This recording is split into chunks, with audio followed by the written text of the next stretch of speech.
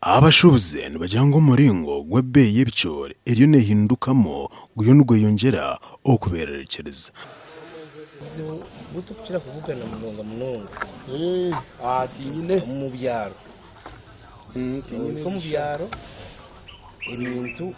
ushanganiwe nabo bikuguze beyi iyo kuza kubiguriza mu katari wanjye umukoda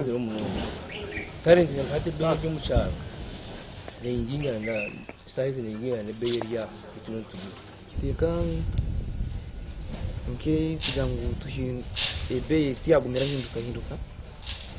so ni wasanga abashuubuzi nka kusanga Kamwenge community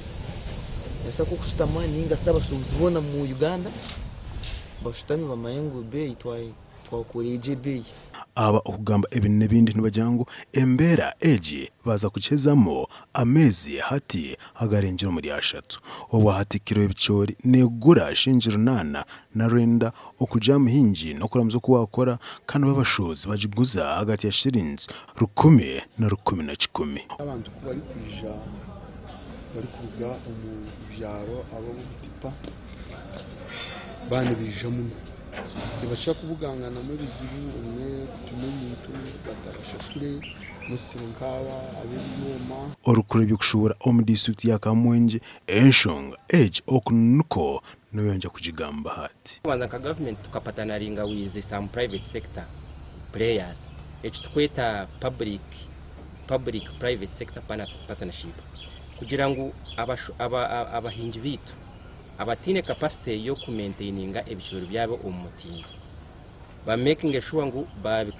barkinga oba babika omustores empango tuka government tukapatana ringa na Kamwenge community development project ni project ya Garuga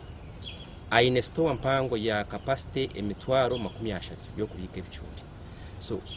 abahinji bitu tubatera umana kugira ngo babireta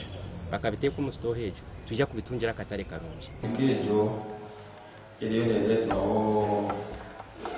forces of demand and supply. Gasha kwa Anthony Twine, our TV West.